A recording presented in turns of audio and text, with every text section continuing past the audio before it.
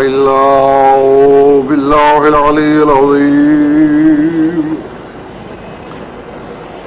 رب اشرح لي صدري ويسر لي أمري واحلل عقدة من لساني يفقهوا قولي واجعل لي من لدنك سلطانا نصيرا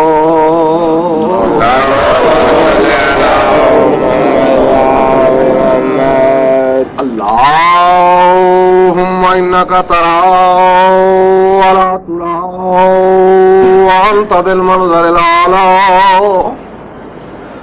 وأن لك المنتهى والرجاء وأن لك الآخرة والأولى وأن لك الموت والمحيا ورب أعوذ بك أن أضل أو أخذا الحمد لله والصلاة على عليها أما بعد فقد قال الله تبارك وتعالى في كتابه المجيد وفرقانه الحميد وهو أصدق القائلين فقل تعالوا ندعو أبناءنا وأبناءكم ونساءنا ونساءكم وأنفسنا وأنفسكم ثم نبتهل فنجعل لعنة الله على الكاذبين.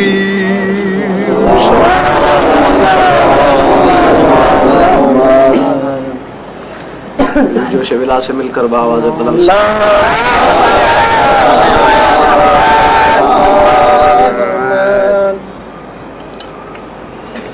سامعین گرامی، میں نے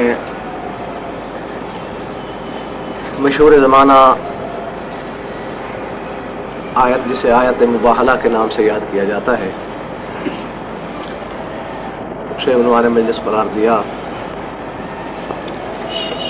بعض اس مناسبت پر کہ کل ہی یوم مباہلہ تھا. تو اس ضمن میں اپنے ناقص مبلغ علم کے تحت کچھ گزارشات کروں گا. توقع یہ ہے کہ آپ جس مقام پر بھی تشریف رکھتے ہیں توجہ کامل کے ساتھ ساتھ اپنی زندگی کا ثبوت بھی فراہم کریں گے.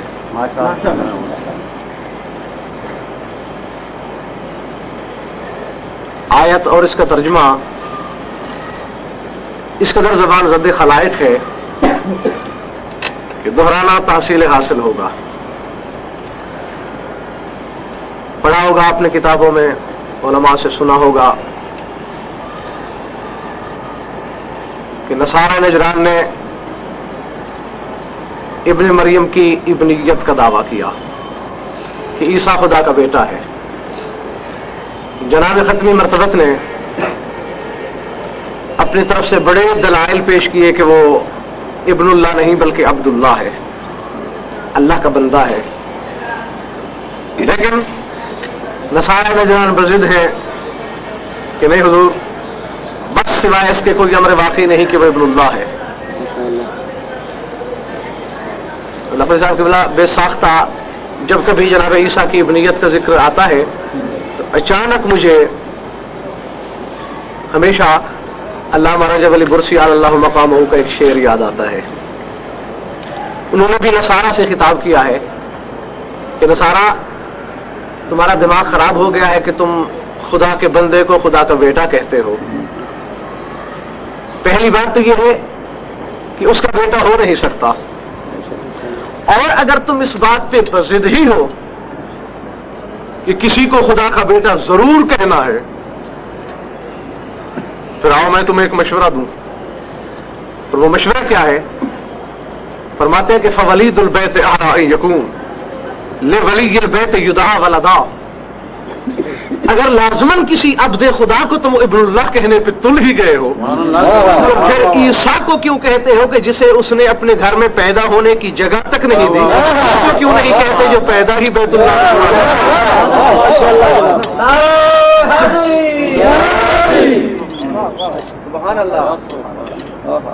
مقصد علامہ برسی کے کہنے کا یہ ہے کہ جو اس کے گھر میں پیدا ہوا ہے وہ تو دعوے دار ابدیت ہے. اس کا تو قدم قدم بھی یہ فرمان ہے کہ انا عبد لست باہلھا، میں اللہ کا بندہ ہوں، مجھ میں یہ صلاحیت کہاں کہ میں خدا کہلوا سکوں. اور جس کو اس کے صدقے میں معاجز کرامت اور نبوت ملی، بلکہ جو یہ کہنے والا ہے کہ انا الذی انطقت علی لسان عیسیٰ فی المہد، کہ جب عیسیٰ کی ماں مریم کی عصمت پہ دھبا لگ رہا تھا تو عیسیٰ کی زبان پہ نطق بن کر بول کر مریم کی عصمت کی گواہی دینے والا میں علی تھا. تو اس نے جب ابدیت کا دعویٰ کیا پھر عیسیٰ کہاں ابن اللہ ہو سکتا ہے؟ یہ تو جملہ مترجہ تھا. جب کسی طرح بھی مطلب براری نہیں ہوئی اقبال بھیا تو یہی آیت نازل ہوئی فقل تعالوا ندعو ابناءنا وابناءکم، کہ نصارہ تم دلائل سے تو مانتے نہیں، تو اب پھر اس کا طریقہ کار یہ ہے کہ ہم اپنے بیٹوں کو بلا لیتے ہیں، تم اپنے بیٹوں کو بلا لو. ونساءنا ونساءکم، ہم اپنی عورتیں بلا لیتے ہیں، تم اپنی عورتیں طلب کر لو. وانفسنا وانفسکم، جو تمہارے نفوس ہیں تم ان کو ساتھ لے آؤ، جو ہمارے نفوس ہیں ہم ان کو طلب کرتے ہیں. ثم نبتہل، اس کے بعد ہم مباہلہ کریں گے، ایک دوسرے کو بد دعا دیں گے، ایک دوسرے پہ نفرین کریں گے. فنجعل لعنت اللہ علی الکاذبین، تو جھوٹوں پہ لعنت اور عذاب آئے گا. تو اس میں چند باتیں قابل غور ہیں جس پر میں گفتگو کرنے کا ارادہ لے کے بیٹھا ہوں آپ کے سامنے. پہلی بات تو یہ ہے کہ آیت نے یہ نہیں فرمایا کہ ثم نبتہل فنجعل لعنت اللہ علیکم، ورنہ ہونا تو یہی چاہیے تھا کہ اے نصارا آؤ ہم اور تم مل کر مباہلہ کرتے ہیں، بس پھر تم پر اللہ کی لعنت ہو جائے گی. جبکہ یہ طے ہے کہ جھوٹے بھی نصارا تھے اور عذاب کو دعوت بھی وہی دے رہے تھے، اور اگر مباہلہ ہو جاتا تو عذاب نازل بھی انہی پہ ہوتا. تو پھر آیت کو یوں کیوں نہیں نازل کیا خدا نے کہ فنجعل لعنت اللہ علیکم، کہ لعنت اور عذاب تم پہ نازل ہوگا، بلکہ بات کو مبہم یعنی جو دونوں پہلوؤں پہ عمل کرنے والی آیت تھی کہ فنجعل لعنت اللہ علی الکاذبین، کہ جو ہم دونوں میں سے جھوٹا ہوگا اس پر لعنت اور عذاب نازل ہوگا. یعنی گویا خداوند عالم نے اول اسلام میں جھوٹے سے جھوٹے شخص کے ساتھ مناظرہ تو بجائے خود اگر مباہلہ کرنے کا وقت بھی آ جائے تو خداوند عالم نے آپ کو یہ اجازت قطعی نہیں دی کہ جھوٹے کو بھی تم منہ پہ جھوٹا کہہ دو، بلکہ اپنے ظرف میں اتنی وسعت پیدا کرو. ٹھیک ہے تم اگر سچے ہو اور یہ کہہ دیتے ہو کہ جھوٹے کے ساتھ ایسا ہو جائے گا، اور اگر تم بفرض محال ایک لمحے کے لیے خود بھی اس میں شامل ہو جاتے ہو تو اس میں تمہاری صداقت پہ ضرب نہیں لگتی. اور یہی مقصد اور مصلحت پروردگار پیش نظر تھی جناب رسالت کے. رسول کے علم میں تھا کہ جب لعنت جھوٹوں پہ کرنی ہے اور جن کو میں ساتھ لے کے جاؤں گا، روز روشن کی طرح واضح اور آشکار ہو جائے گا کہ جب لعنت کاذبین پہ ہے تو ظاہری بات ہے جو رسول کے ساتھ جا رہے ہیں وہ صادقین. انتخاب رسالت میں اور نگاہ رسالت میں ان چار کے علاوہ کوئی ایسا صادق نہیں کہ جس کا معیار صداقت اتنا بلند ہو کہ وہ رسول کی شہادت دے سکے. یہ ٹھیک ہے سچے تو اور بھی بہت، آج کے زمانے میں بھی آپ کو بڑے سچے مل جائیں گے، اس دور میں بھی ہوں گے اور یقیناً تھے بھی، لیکن ایسا سچا ان چاروں کے علاوہ کوئی نہیں کہ جس کے بارے میں یہ کہا جا سکے کہ جو رسول کی تصدیق کا معیار اپنے پاس رکھتا ہو. ایک بات. دوسری بات دیکھنے والی یہ ہے رسول نے تاریخ تو مقرر کر دی ہے، اور پھر ذرا اس آیت کے نفس اور تقدیر عبارت پہ غور کیجئے. اصول یہ ہے اقبال بھائی کہ جب کبھی تعارف، ذکر یا عنوان اسماء کا موضوع ہو تو ہر خاندان کے بڑے سے آغاز ہوتا ہے. ایسا ہے یا نہیں؟ تو اب یہاں مثال کے طور پر میں اپنے گھر میں پڑا ہوں، ہمیں کوئی دعوت پیش کرتا ہے، کسی تقریب میں بلاتا ہے، یا میں کسی کے ہاں اقبال بھائی کے یہاں آنا چاہتا ہوں، نقوی صاحب کے پاس آنا چاہتا ہوں، تو میں یہی کہوں گا کہ میں آ جاؤں گا، میرے بھائی آئیں گے، میرا بیٹا آئے گا، میرے شاگرد آئیں گے. ایسا ہی ہوگا نا. لیکن اس آیت نے اس فطری قانون کو تبدیل کیا ہے. کبھی آپ نے اس پہ غور کیا फकुल ताल न दो अबनाअना, हम बुलाएंगे अपने बेटों को। समझ में आ रही बात? चलिए मैं इसको न सोचता, अगर खुदाबंद आलम यूं हुक्म दे देता, कह दो रसूल कि हम साथ लाएंगे अपने बेटों को। साथ लाने का तो जिक्र ही नहीं, न दो, हम पुकारेंगे, बुलाएंगे, आवाज देंगे अपने बेटों को। या रसूलल्लाह आपको कहना ये चाहिए था कि मैं आ जाऊंगा, मेरा वसी आएगा, मेरी दुख्तर नेक अख्तर आएगी और मेरे नवासे मेरे बच्चे भी साथ होंगे।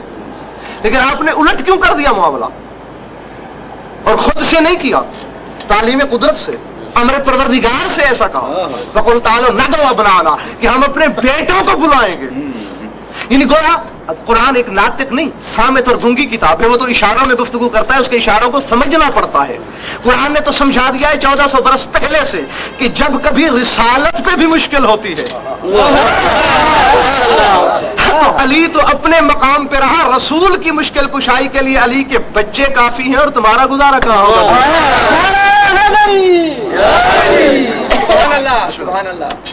आप घबराहट तो तारी नहीं हुजूर। वक्त रात का मजमा मुख्तसर और फिर सफी करके बगैर अजीब तो मुझे भी लग रहा है, लेकिन इतना ज्यादा नहीं कि आप पे जमूर तारी होने लगे। और बिल्कुल तरतीब आयत के मुताबिक नकवी साहब जनाब रिसालत बाब ने तैयारी भी की। पढ़िए किताबें, तफसीरें उठा के देखिए। 24 के दिन 24 ज़िलहज सबसे पहले जनाब सलमान मोहम्मदी को भेजा कि तुम जाओ और मैदान मुबाहला में हमारे लिए शामियाने लगवा दो। और किसी सहाबी का तज़किरा, जिक्र या वजूद तक नहीं मिलता इस तकरीब मुबाहला में सिवाय जनाब सलमान के, और वो भी मुबाहला करने वालों में शामिल नहीं, मुबाहला वालों के मुंतज़िमीन में शामिल है कि हमारे लिए जाके इंतजाम कर दो। और उसके बाद या अली जी सरकार तैयारी करो, सैयदा बेटी जी बाबा आपने चलना है। और हसनैन कहाँ है? बाबा हसन अंदर और हुसैन के हवारे में, मैं अभी उठा के लाती हूं। नहीं बेटी तुमने नहीं उठाना हुसैन को, आज मेरी तैयारी बिल्कुल आयत की नुज़ूल की तरतीब के मुताबिक होगी और हुसैन को गहवारे से मैं उठाऊंगा। मैं एक एक लफ्ज़ की जमानत से कह रहा हूं। जनाब रिसालत आप अंदर गए, हालांकि उठाना था बच्चे को गहवारे से और वापस पलट आना था, लेकिन कुछ देर हुई। जनाब सैयदा पीछे चली गई। देर क्यों हो गई रसूल आलमीन को? देर हुई इसलिए गहवारे के करीब पहुंचे, हुसैन महवे ख्वाब है, शीर खार बच्चा बज़ाहिर। रसूल झुके बिला तशबीह, तो झुकते झुकते हुसैन की पेशानी और रसूल के लब, पेशानी चूमी, उबरों पे बोसा दिया, आंखों पे प्यार किया, रुखसार चूमे, लबों पे लब, गुलूए अतहर पे बोसे दिए, सीने पे कीना को चूमा, बाजुओं पे बोसे, बोसे देते देते करीब था कि रसूल के मायजनते लब रसूल के हुसैन के कदमों की जानिब बढ़े। जनाब सैयदा चिल्लाई, बाबा ये आप क्या कर रहे हैं? हुसैन जितना जी इज्जत हो जाए आपका खादिम है, आपका बेटा है, इसके कदम चूमना चाहते हैं आप? अब आपकी मर्जी कि ताजील फतवा की जानिब चले जाएं, या जल्दबाजी में ईमान जाय कर दें, या फिर हकीकत की तरफ नजर दौड़ाएं। और हकीकत यही है कि जो ज़बान वहश तर्जमान ने जवाब दिया है कि बतूल मैं बेटा समझ के प्यार नहीं कर रहा इसको, नवासा समझ के नहीं चूम रहा, और न ही किसी फितरी प्यार के तकाजे से मजबूर होकर बोसे दे रहा हूं, बल्कि मैं चाहता ये हूं, सरता कदम इसे चूम इसलिए रहा हूं कि आज के दिन के बाद ये हुसैन न रहे बोसागाह नबूवत बन जाए। इसका हर रोज बोसागाह रिसालत कहलाए। उठा लिया। देखिए बिल्कुल वही तरतीब, आयत में पहले अबना का जिक्र है, उसके बाद ना की ज़मीर रसूल की अपनी तरफ है, हमारे बेटे यानी हम, बिला तशबीह, हाथों पे हुसैन और उंगली के साथ जनाब हसन اور اس کے بعد خود رسول، اور آگے کیا تھا وَنِسَاءَنَا وَنِسَاءَكُمْ، تم اپنی عورتیں بلا لو، ہم اپنی عورتیں. لگا تو یہ بھی سوچتے چلے اقبال بھائی کہ خدا نے اعلان تو ان لفظوں میں کیا کہ نساءنا، تم اپنی عورتیں بلاؤ، ہم اپنی عورتیں بلائیں. نساء جمع کا صیغہ ہے، یعنی عورتیں کہہ کر جا ایک رہی ہے. تو گویا قرآن نے ہمیں اپنے ساتھ ایک اصول دے دیا ہے کہ یہاں جس طرح نساءنا عورتوں کے باوجود ایک بیٹی جا رہی ہے، اگر قرآن میں کبھی قل ازواج کا و بناتے کا وہاں بھی جمع کا صیغہ آ جائے تو پھر 4 ضروری تو نہ ہوں. پھر تو نساءنا حکم یہی دیا بتول بیٹی جہاں میرا نقش قدم لگے، میرے نقش قدم کے اوپر بلا تشبیہ تمہارا قدم ہونا چاہیے. اور یہ علی، اور سوچنے والی بات یہ ہے اقبال بھائی، قرآن کہتا ہے الرجال قوامون علی النساء، مرد حاکم ہیں، عورتیں محکوم ہیں. اور پھر حاکم میں بھی فرق ہوتا ہے. حاکم بھی کوئی عام حاکم نہیں علی جیسا، جو عالمین کا حاکم مطلق ہے، خدا اور رسول کے بعد جس کی حکومت کی وسعت کو سمجھ کوئی نہ سکے، اتنا بڑا حاکم جس کا اپنا یہ دعویٰ ہے. سلمان فارسی سے ایک دن فرمایا تھا، سلیمان بن داؤد کی حکومت کا ذکر کر رہے تھے، اور جناب سلمان محمدی نے سوال کر دیا کہ یا علی، سلیمان بن داؤد کو تو روئے زمین کی حکومت ملی ہے، کوئی ایسی حکومت کا ٹکڑا آپ کو بھی عطا ہوا؟ اور کے چہرے کی رنگت بدل گئی.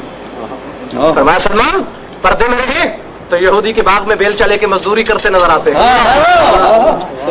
پیشاب کرنے پہ آئے تو تقدیر لرزہ برندام ہو جاتی ہے. تو میری حکومت پوچھتا ہے، بس تو نے یہی سمجھ لیا کہ وہ روئے زمین پہ حکومت تھا، آگے اللہ کی خدائی بھی ختم ہو گئی اور علی کی حکومت کی حدیں بھی ختم ہو گئی. رب کعبہ کی قسم، تمہارے پیشوا علی کو خدا نے ایسی حکومت عطا کی ہے کہ اس جیسے لاکھوں سلیمان بن داؤد چوکیدار نظر آتے ہیں. تو اتنا بڑا حاکم، عام حاکم نہیں. اور رسول حکم دے رہے ہیں کہ یا علی تم بطول کے پیچھے چلو، اور جہاں بطول کا نشان قدم لگے اس کے اوپر نقش قدم رکھ دو. یا رسول اللہ، یاد ہے مجھے عالم روحیت میں نے دیکھا تھا کہ ایک مرتبہ تیری بزم رسالت میں صحابہ نے آپ سے سوال کیا تھا کہ یا رسول اللہ مت دین کس چیز کا نام ہے؟ تو اس سے پہلے کہ آپ جواب دیتے وہی بول پڑی تھی، آیت آ گئی تھی کہ وَاعْلَمُوا أَنَّ لَكُمْ فِي رَسُولِ اللَّهِ أُسْوَةٌ حَسَنَةٌ، کہ رسول کا صحابیوں بس جو میرا رسول کرتا جائے وہ دین ہے، اس کے اسوہ حسنہ پہ عمل کرو، تم صاحب ایمان کہلاؤ گے، تمہیں دین مل جائے گا. آج یا رسول اللہ آپ زوجہ کو مقدم اور شوہر جو حاکم ہے اس کو پیچھے چلنے کا فقط حکم نہیں دے رہے، عملاً چلا کے دکھا رہے ہیں. تو اس آیت کے پیش نظر کیا ہم اس کو دین سمجھیں؟ ہم بھی آئندہ اپنی عورتوں کے پیچھے چلا کریں؟ آواز رسالت آتی ہرگز نہیں. یا رسول اللہ یہاں جو آپ نے ایسا کیا، فرمایا پہلی بات تو یہ ہے کہ میں تم کو ایسا حکم دے نہیں رہا کہ نہ میں نے اس میں کسی صحابی کو شامل کیا، چھوٹا موٹا صحابی تو بجائے خود جب جو منا اہل البیت کا سند یافتہ ہے، میں نے سلمان و بوزر کو شامل نہیں کیا. صحابہ اگر شامل ہوتے پھر تم سوچ سکتے تھے یہ سنت ہے. جب میں اور میرے گھر والے رہے، معاملہ بھی میرے گھر کا، مصلحت بھی میرے گھر کی، اور یہ اس مسئلے کا اختتام بھی میرے گھر پہ ہو رہا ہے. لیکن یا رسول اللہ آخر باعث فرمایا پہلی بات تو یہ ہے کہ جو آگے چل رہی ہے یہ عورت ہونے کے باوجود تم اسے ایک عورت کے روپ میں دیکھ رہے ہو، حالانکہ اگر یہ شامل نہ ہو تو جس نور کے 14 ٹکڑے پروردگار عالم نے کیے تھے وہ نور اکمل نہیں کہلاتا. یہ شامل نہ ہو تو ہماری بزم طہارت نہیں بنتی. پھر تمہیں یاد نہیں؟ پڑھو کتاب ہے، علماء سے سوال کرنا. حالانکہ قرآن نے یہ کہا ہے کہ ایک مرد کے مقابلے میں 2 عورتیں گواہی دیں. اور جس تفسیر اہل بیت کو جی چاہے اٹھا کے دیکھ لو، آپ کو اس آیت کے ذیل میں ملے گا کہ رسول نے علی رؤوس الاشہاد برسر منبر یہ اعلان کر دیا تھا کہ کائنات عالم کی ہر عورت پر یہ قانون عائد ہوتا ہے، چاہے وہ جتنی بڑی عالمہ کیوں نہ بن جائے، کہ مرد کے مقابلے میں اس کی گواہی نصف رہ جاتی ہے سوائے میری بیٹی بطول کے، کہ جہاں علی کی تنہا گواہی ہوگی اس کے مقابلے میں بطول تنہا شاہد کے طور پر پیش کی جائے گی، اور اس کی گواہی کافی ہے۔ اور پھر فرماتے ہیں سب سے بڑی بات یہ ہے کہ آج سے پہلے، تھک تو نہیں گئے نا آپ لوگ؟ ماشاءاللہ ماشاءاللہ، آج سے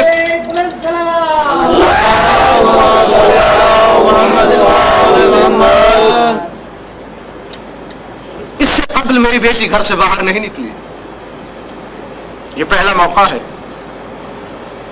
میں چاہتا یہ ہوں، یہ پہلے جو ظاہری بات ہے وہ کہہ رہا ہوں، پھر اس میں ایک باطنی حقیقت ہے وہ بھی بتاؤں گا۔ ماشاءاللہ، یہ ظاہری تو یہ ہے کہ میں چاہتا ہوں کہ اس کے نشان قدم پہ نظر نہ پڑے، اور یہ بات مشہور فقرہ ہے، آپ نے کتابوں میں پڑھا ہوگا، علماء سے سنا ہوگا، ہر بچہ ضروری نہیں اقبال بھائی کہ تسلی سے بہل جائے، کچھ بچے دلیلیں بھی طلب کرتے ہیں، جب جا کے ان کی تسلی ہوتی ہے۔ جب جناب رسالت مآب نے یہ فرمایا کہ میں نشان قدم پہ کسی غیر کی نظر برداشت نہیں کرتا، اس لیے آگے خود چلا ہوں اور پیچھے علی کو چلایا ہے۔ عالم روحیت میں نے سوال کر دیا جناب رسالت مآب پہ، یا رسول اللہ گستاخی معاف، آپ کا قول قول خدا، آپ کا نطق نطق کبریائی، آپ کے منہ سے نکلی ہوئی بات قانون الہی، آپ کا ہر فرمان قرآن ہے، لیکن یا تو آپ نے ہمیں اتنا نااہل سمجھا ہے یا رسول اللہ کہ اصلی بات بتائی نہیں، ورنہ قبلہ گستاخی معاف میں اس دلیل پہ مطمئن نہیں ہوا۔ رسول اللہ پوچھا غضنفر مطمئن کیوں نہیں ہوئے؟ دیکھیں حضور، نشان قدم پر تو آپ نہیں چاہتے کہ نگاہ جائے کسی غیر کی، یہ جو آپ میدان مباہلہ میں لے کر کے جا رہے ہیں، ٹھیک ہے تیری ذی وقار بیٹی ہے پردے میں، چادر پہ تو نظر پڑ جائے گی کسی کی، نشان قدم تو آپ چاہتے ہیں کوئی نہ دیکھے، لیکن چادر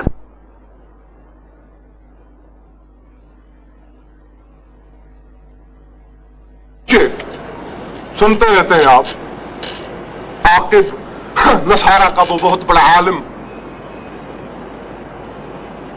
جس کے کہنے پہ مباہلہ ہو رہا تھا، انتظار میں ہے اور ایک ایک پل کی خبریں منگوا رہا ہے، ہر لمحے کے بعد پوچھتا ہے کہ جب مسلمانوں کا رسول آئے تو مجھے بتانا کہ اس کے ساتھ کون کون آئے۔ اطلاع مل رہی ہے کہ اب اس کا ایک صحابی آیا ہے، صدیوں پہ محیط زندگی رکھنے والا سلمان، وہ شامیانہ لگا رہا ہے، شامیانہ لگا کے دور جا کے بیٹھ گیا ہے، اور تھوڑی دیر کے بعد پھر اطلاع ملی کہ مسلمانوں کا رسول آ رہا ہے۔ آدمی ساتھ کتنے ہیں؟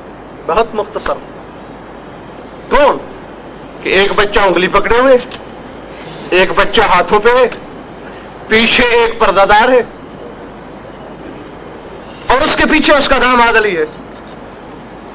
کتابیں اٹھا کے دیکھو کہ موت کی زردی پھر گئی عاقب کے چہرے پہ، جسم پہ لذت آری ہو گیا، کہ لگائے نصارا میری بات پلے باندھ لو اور یاد رکھ لو کہ اگر تم نے مباہلہ کے لیے فقط ہاتھ بھی اٹھا لیے، یاد رکھو وجہ عرض پہ، روئے زمین پہ، صفحہ ہستی پہ ابد الآباد تک ایک نصرانی بھی نظر نہیں آئے گا۔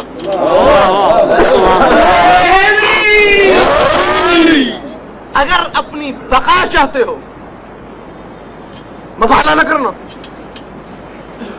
عاقب تو ہی تو تھا رسول کے ساتھ مناظرہ کرنے والا، تو نے ہی تو اس کی رسالت پہ کئی جملے کسے، تو ہی تو بڑھ بڑھ کے بول رہا تھا کہ عیسیٰ ابن اللہ ہے، تو نے ہی تو اس کی کسی ایک دلیل کو بھی نہیں تسلیم کیا، اور پھر وہ کوئی لاؤ لشکر ساتھ نہیں لایا، مرد کامل ایک اس کے ساتھ ہے، ایک پردادار اور 2 بچے ہیں، اور تو ڈر یوں رہا ہے جیسے کروڑوں کا لشکر لے کے آ رہا ہو مسلمانوں کا رسول۔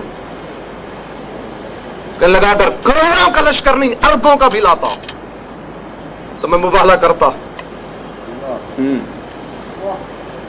بلکہ اس یقین کامل کے ساتھ کرتا کہ یہ رسول ہے ہی نہیں۔ توجہ جہاں جا بیٹھو،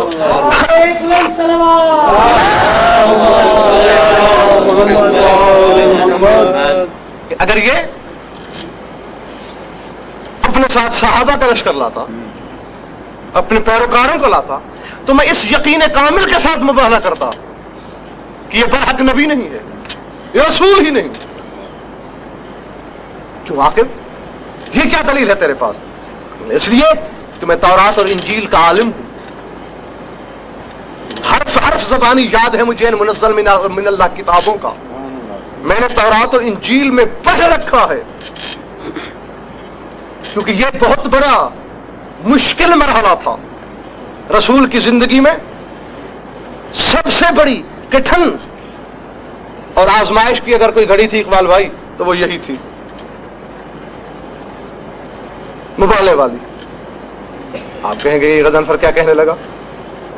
میدان جنگ میں گیا رسول،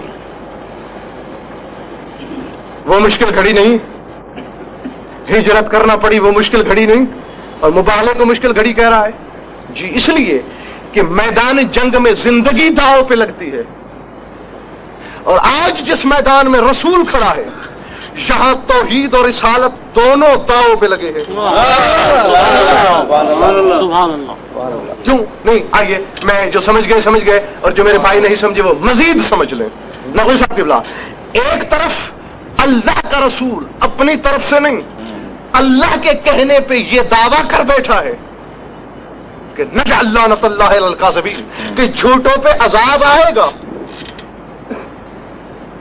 رسول نے خود نہیں کیا دعویٰ، فقل تعالوا، کہہ دو رسول، اللہ نے کہلوایا ہے، کہہ دو کہ عذاب آئے گا۔ اور اسی کہلوانے والے خدا نے کچھ عرصہ پہلے اقبال بھائی یہ اعلان بھی رسول سے ہی کروایا تھا کہ میرے رسول یہ اعلان کر دو کہ ما کان اللہ لیعذبہم وانت فیہم، کہ اے رسول جہاں تو موجود ہو وہاں عذاب نہیں آتا۔ توجہ جہاں جہاں بیٹھے ہو، غور کرنا۔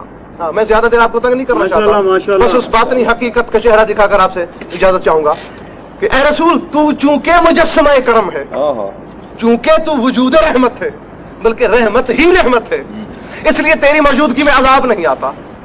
یہ آیت عاقب نے بھی سن رکھی تھی، نصارہ کے عالم نے۔ کتابوں کی تصدیق ہوں، سبحان اللہ، جو کچھ صحف ماضیہ میں تھا میں اس کی تصدیق کر رہی ہوں۔ تو تورات میں بھی اس نے پڑھا کہ جو آخری رسول ہے اس کی من جملہ صفات و علامات میں سے ایک صفت یہ بھی ہے کہ اس کی موجودگی میں عذاب نہیں آتا، جبکہ آدم سے لے کر عیسیٰ تک باقی نبیوں کے پاس یہ شرف نہیں ہے۔ وہ باقی نبی بھی موجود تھے، امت مسخ بھی ہوتی رہی، عذاب بھی آتے رہے، بلکہ خود نبی عذاب طلب کرتے رہے، یہ اس کو بھی معلوم تھا۔ ایک تیر میں دو شکار کرنا چاہے کہ ایک تو یہ پتا چل جائے گا کہ یہ برحق رسول ہے یا نہیں، سبحان اللہ، جس رسول کے بارے میں نے تورات میں پڑھ رکھا ہے کیا یہ وہی ہے یا نہیں۔ اب دیکھیں نقوی صاحب یعنی کتنا نازک موڑ ہے، وہی خدا کہہ رہا ہے کہ جہاں تو وہ عذاب نہیں آتا، وہی خدا اپنے رسول سے کہلوا رہا ہے کہ جھوٹوں پہ کل عذاب آئے گا۔ اب ظاہر ہے ایک آیت تو گئی نا، عذاب نہیں آتا تو مباہلہ چیمانی دارت، یہ سارا پروگرام، یہ سارا اہتمام ہی بے مقصد ہو جاتا ہے، اور تکذیب رسالت معاذ اللہ لازم آتی ہے۔ اور اگر عذاب آ جاتا ہے تو بھی تکذیب رسالت کے ساتھ ساتھ تکذیب وحدت بھی لازم آتی ہے۔ لیکن ہوا کیا ہے؟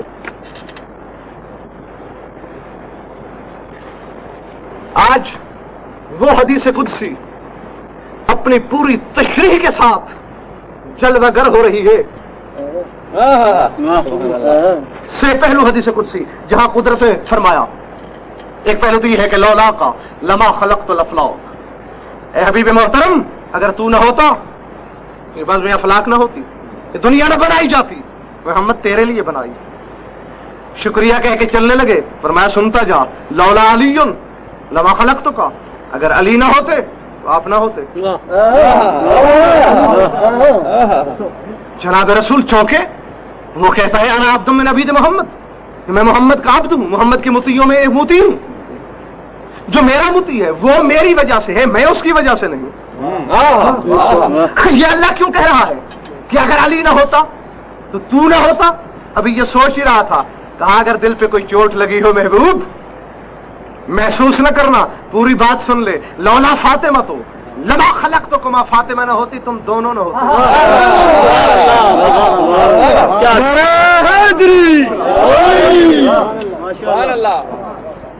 ये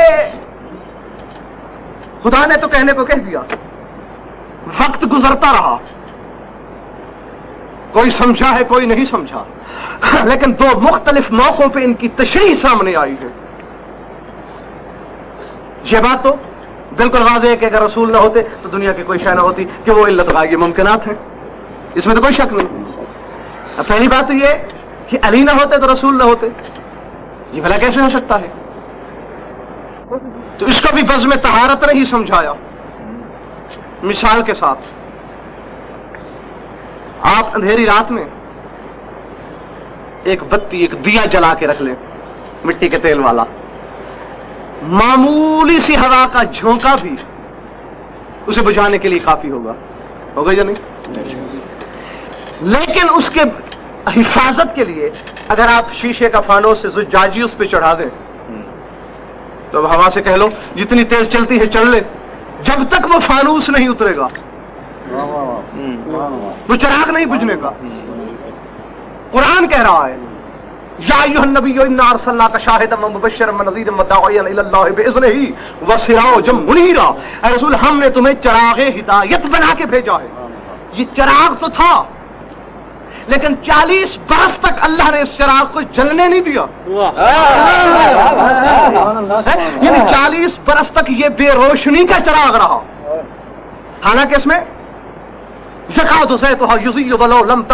नार की सनद भी हासिल कर चुका था कि ये वो चिराग है, इसे आग दिखाने की जरूरत नहीं, ये खुद बखुद जल सकता है। लेकिन 40 बरस तक बेरोशनी का चिराग है, जलता नहीं। या अल्लाह, जब है चिराग, चिराग तो चिराग सजता उन मानों में है जब जल रहा हो, जल रहा बुझा हुआ दिया भी भला कोई देखता है, जलने क्यों नहीं? और फिर चिराग भी वो जिसे फकत सिराज नहीं बल्कि सिराजम मुनीरा कह रहा है। हालांकि चिराग खुद रोशन होता है, खुदा कह रहा है रोशन चिराग, नूरी चिराग, जलने क्यों नहीं दे रहा? आवाज़ कुदरत दे गज़ल पर तू जाहिल है, देखा नहीं कि ये चिराग किस सरजमीन पे उतारा है हमने? आने वाले सरजमीन अरब पर। मैं जरा देख गौर से, शिर्क की आंधियां नहीं चल रही, कुफ्र के बिगुले नहीं उठ रहे, निफाक के थपेड़े नहीं चल रहे। अगर यहां इस चिराग को रोशन करूं, कोई एक झोंका बुझा दे, अपनी बदनामी मोल लूं, तो फिर पालने वाला करेगा क्या? पर बस थोड़े दिनों की बात है, 13 रजब आ लेने दे, फानूस इमामत को भेज रहे हैं। बस ये फानूस इमामत जब नबुव्वत के गिर्द हिसार कायम कर लेगा हिफाजत के लिए, तो फिर लाख आंधियां मिलकर चले, उसके होते हुए उसे कोई बुझा नहीं सकेगा। इसीलिए कह रहा हूं, अगर अली ना होता, रसूल तू ना होता। और तवज्जो, आखिरी बात पे गौर करें, अगर फातिमा ना होती तो ऐ अली और रसूल तुम दोनों ना होते। अब सोच के बताइए, एक तरफ इकबाल भाई अल्लाह ने कहा कि जहां तू हो वहां अजाब नहीं आता, दूसरी तरफ अल्लाह ने ऐलान कर दिया कि कल झूठों पे अजाब आएगा। अब अगर अजाब आए तो भी वहदत पे ज़द, ना आए तो भी वहदत पे ज़द। अब वहदत और रिसालत दोनों पे बनी है। अली जैसा मुश्किल कुशा भी है, रसूल जैसा हाजत रवा भी है, दोनों मिलकर भी इस मुश्किल को, यानी अली वो मुश्किल कुशा है कि जिसका नाम सुनते मुश्किल मुश्किल नहीं रहती।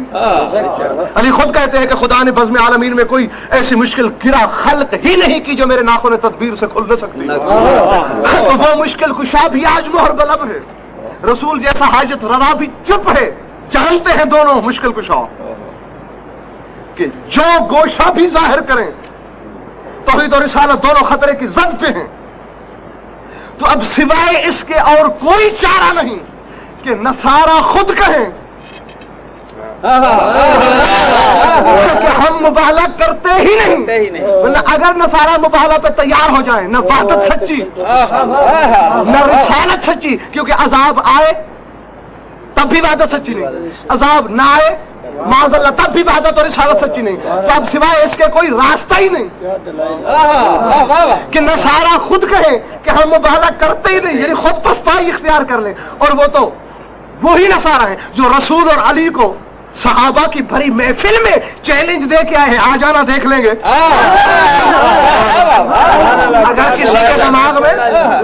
अगर किसी के दिमाग में ये कीड़ा रेंग रहा हो कि अली और नबी की वजह से मुबाहला नहीं हुआ, तो भाई अली और नबी को तो वो चैलेंज करके आए, आ जाना मैदान में देख लेंगे। दोनों गए। अब इनके जाने से न तो मुबाहला रुकता है, न नसारा पछताई इख्तियार करते हैं। ये दिल से बताऊंगे, दोहल में कह रहा हूं, पछताई इख्तियार की तो क्यों? और उनके आकिब नामी आलम के फिक्र देखो कि अगर खुद आता, सहाबा का लाओ लश्कर लाता, मुबाहला जरूर करते। ये जो पर्दादार आई है, खबरदार इसकी मौजूदगी में मुबाहले की जरूरत न करना, नाम निशान तक मिट जाएगा तुम्हारा। तब ये नहीं, वो वाहिद जात है उम्मुल हसनैन की कि जिसने बैक वक्त तौहीद को भी सच्चा किया, रिसालत का भी फर्ज रखा है। अगर ये ना होती तो जाहिर है भाई या तौहीद नहीं थी या रिसालत नहीं थी। ये भी है जिसकी वजह से तौहीद अपने मकाम पे सच्ची, रिसालत अपने मकाम पे सच्ची, इमामत का मान भी कायम। इसीलिए तो अल्लाह कह रहा है अगर ये ना होती मोहम्मद और अली, तुम दोनों ना होते। यही तो है कि जो बैक वक्त तौहीद और रिसालत का भरम रखने वाली है। आदमी दौड़ा दौड़ा आया, या रसूलल्लाह ज्यादा वक्त नहीं लेना आपका, माशाअल्लाह हम मुबाहला नहीं करते। जो भाई ये कल तो तुम बड़े बढ़ के बोल रहे थे, बड़े बुलंद बांग दावे कर रहे थे, मुबाहला नहीं करना। जी आप सहाबा को लाते तो जरूर करते, मर जाते या मिट जाते, रहते या न रहते ये तो बात दूसरी है, मुबाहला जरूर होता। भी अब क्यों नहीं करते? ये जो पर्दादार आई है ना, इसके आने से इतना डर लगा है, मुबाहला नहीं करते। और चूंकि ये चल के आई है, इसे खाली भी नहीं लौटाते। अल्लाह अकबर। इसकी आमद की वजह, गो इसके आने का सिला हमारी क्या मजाल है, हम दें हदिये के तौर पर, जजिया देंगे और जिंदगी भर देते रहेंगे। अब ये इकबाल भाई सोचा, मैंने भी पढ़ा है, आप भी सोचिएगा, शायद आप किसी नतीजे पे पहुंचे। मैं तो नहीं पहुंच सका, और सोचता यही रहा हूं नकवी साहब कि बदनसीब मुसलमान ज्यादा है या खुशनसीब नसारा ज्यादा है। कि ये जब फिक्र नसारा ने कहे तो रसूल की बेटी ने, हालांकि उन्होंने कलमा नहीं पढ़ा, रसूल की बेटी के मुंह से ये निकला, नसरानी हो तुम, नसारा थे, लेकिन तुमने मेरी इज्जत की। दुआ है रसूल की बेटी की कि कयामत तक तुम्हारी हुकूमतें होंगी, हुक्मरानियां करोगे, क्योंकि तुमने रसूल की बेटी के आने का भरम रखा, आने की लाज रखी।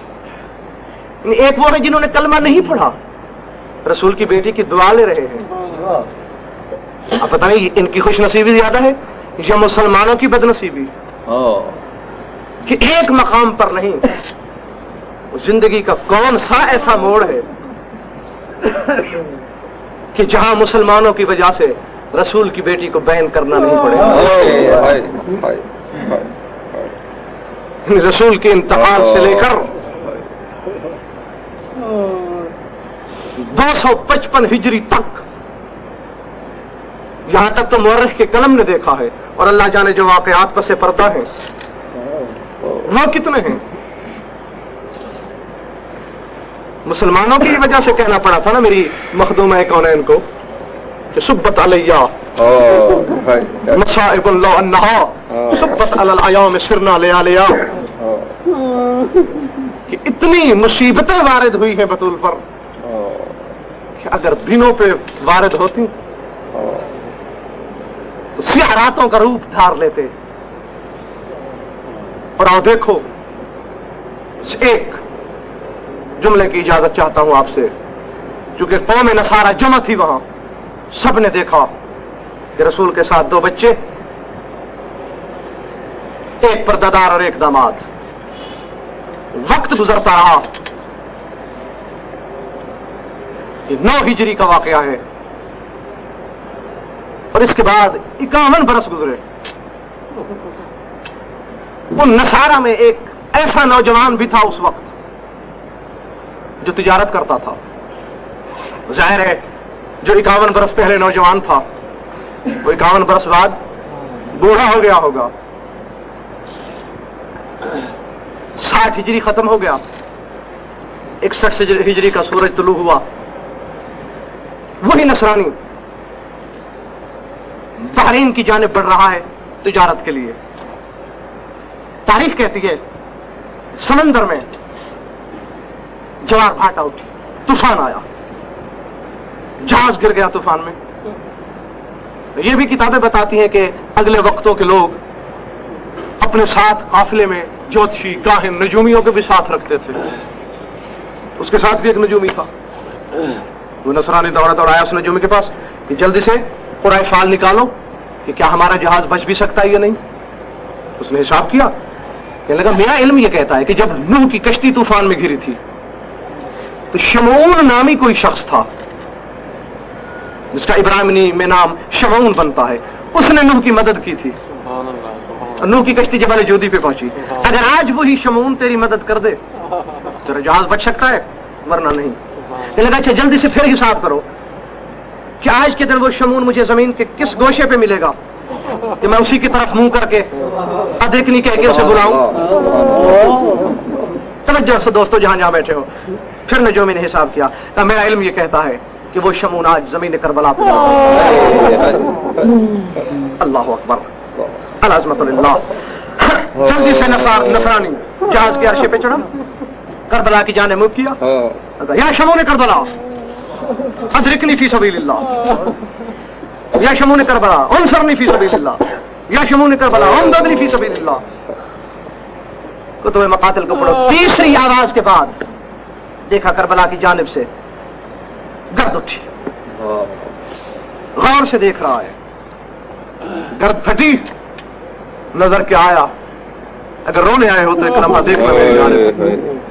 ایک گھوڑا ہے جو گویا ہوا میں تیر رہا ہے، اڑ رہا ہے، اور اس گھوڑے کی زین میں ایک پرندہ سوار ہے جس کے پر کھلے ہیں.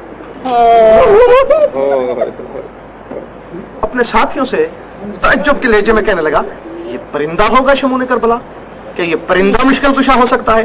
اتنے میں گھوڑا کچھ قریب آ گیا، منہ پیٹ لیا نصرانی نے. کہنے لگا یہ پرندہ نہیں ہے حضرت انسان، لیکن اس کے پہلوؤں میں کچھ ایسی چیزیں آویزہ ہیں، کچھ لمبے لمبے تیر، لمبے نیزے جو دور سے کھلے ہوئے پر لگ رہے تھے. گھوڑا پہنچا دریا کے کنارے، سوار نے بلا تشبیہ اشارہ کیا، جہاز کنارے پہ لگا. نصرانی خود روایت کرتا ہے، کہتے کاش میں اندھا ہوتا اور وہ منظر میں دیکھتا. کیوں؟ تو جب میں جہاز سے اترا میں نے دیکھا کہ دونوں رہوار اور سوار گویا خون کے دریا سے غوطہ مارتے. العظمت للہ. گھوڑے کے قدم چومے، کہا اے شمعون کربلا، اے میرے مشکل کشا، تم شمعون کربلا ہو؟ من اپنا تعارف کرائیے، کون ہے آپ؟ نصرانی کہتے کاش میری سانسیں حلق میں اٹک گئی ہوتی اور میں شمعون کربلا سے یہ سوال نہ کرتا. کیوں؟ کہتے مجھ بد نصیب کو کیا خبر تھی کہ اس مظلوم کے لب بھی زخمی ہے. اللہ اکبر. لیکن تھا وہ بڑا قریب. جب میں نے سوال کیا، بلا تشبیہ خشک لبوں سے خون اور ریت کو صاف کیا، خشک زبان حلق سے چھڑائی اور بڑے درد انگیز لہجے میں فرمایا انا غریب. مولا وہ تو آپ کی حالت بتا رہی ہے، مسموم मैंने आपका नाम पूछा है, हसब नसब पूछा है, फरमाया इस्मी हुसैन अरब रसूल वल बतूल, नाम हुसैन है मेरा, रसूल और बतूल का बेटा हूं।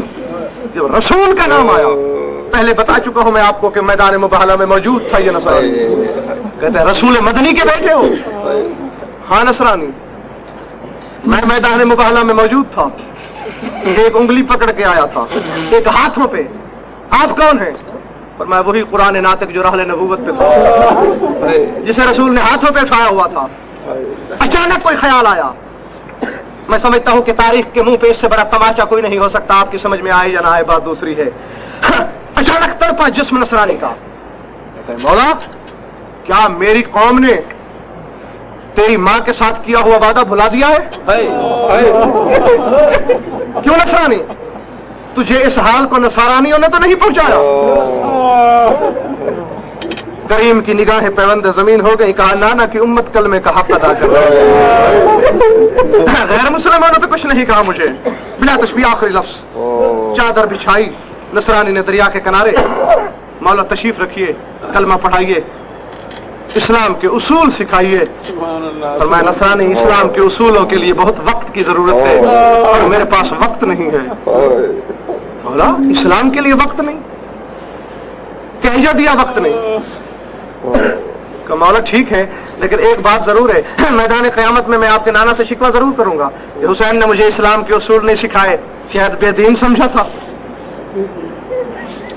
जख्मी जबीन मुबीन ज़मीन पे लगी हुसैन की, कहा नसरानी जो शख्स तुम्हारे तीसरे इस्तिगासे पे करबला से बहरीन आ सकता है, क्या उसने तुम्हारी पहली आवाज न सुनी होगी? मौला ईमान है मेरा, जरूर सुनी होगी। फिर सोचा है कि मैं आया क्यों नहीं? मौला मैं क्या जानूं। फरमाया जब तुमने पुकारा मुझे, मैं जंग कर रहा था, मेरी बहन ज़ैनब दिल ज़ैनबिया पे मैंने तेरी आवाज सुनी, लेकिन मैंने दिल में सोचा हुसैन अगर यहीं से गायब हो गए तो बहन मौत से पहले मर जाए।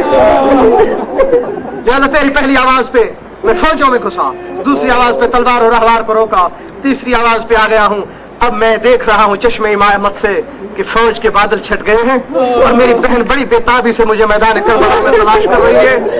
नसरानी मेरी गैरत का सवाल है, अगर मेरी कोई पर्दादार मैदान करबला में मर गई तो फिर करना मसला बन जाएगा। रह गया तेरे कलमे की बात, इस्लाम की बात। मैं जानता हूं तेरा घर बाल वक्त में है, चंद दिनों की बात है, मेरी दस्तार इमामत का वारिस वहीं से गुजरेगा। मौला मैं कैसे पहचानूंगा? फरमाया 22 बरस की उम्र का बूढ़ा होगा। अल्लाह अकबर, इससे बड़ा फिक्रा मैं नहीं कर सकता। तो मैं 22 बरस की जवानी में बूढ़ा, हर एक के आंसू सफेद देखे होंगे, उसके आंसू रंगीन होंगे, पाँव में बेड़ियां, हाथों में हथकड़ियां। मैं सज्जाद से कह दूंगा वो तुझे कलमा पढ़ा देगा। अल्लाह